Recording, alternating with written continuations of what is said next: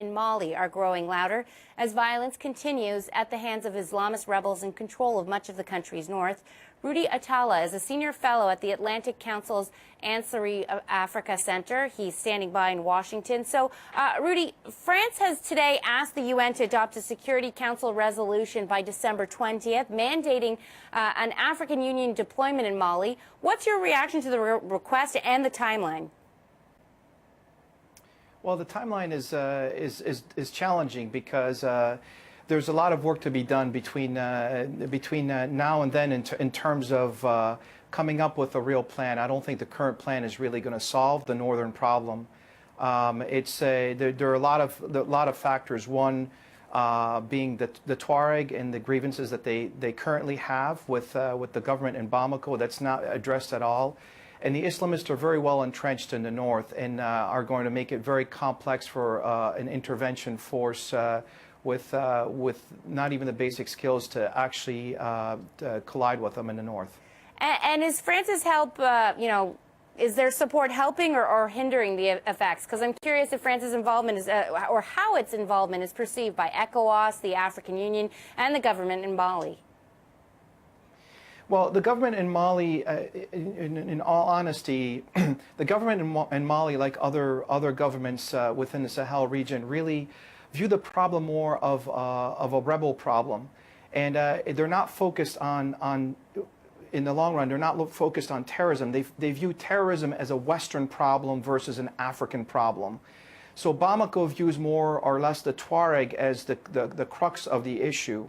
And the Tuareg are the ones that have rebelled 4 times since Mali's independence in 1960. So what you have is 2 diverging problems here.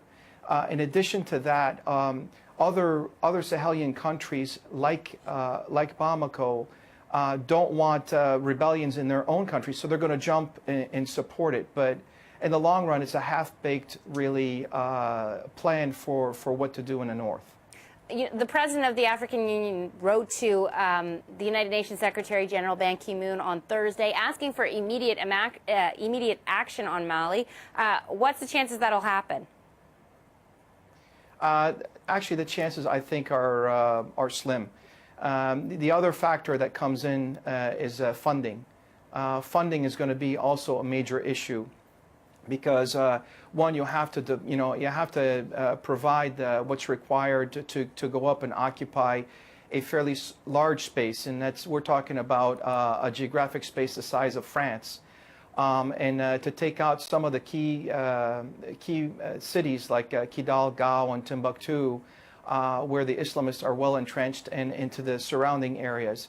So that's going to require a significant amount of funding. And the other one is just looking on the long-term effects of how long will this intervention force actually stay in the north. And so that's why I go back to this whole concept is half-baked.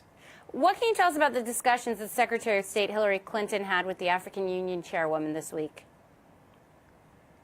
I'm sorry, can you repeat that again? What can you tell us? We know that U.S. Secretary of State Hillary Clinton met with the African Union chairwoman this week. So what can you tell us about the discussions they had on Mali? Unfortunately, I wasn't privy to that, so I can't answer that.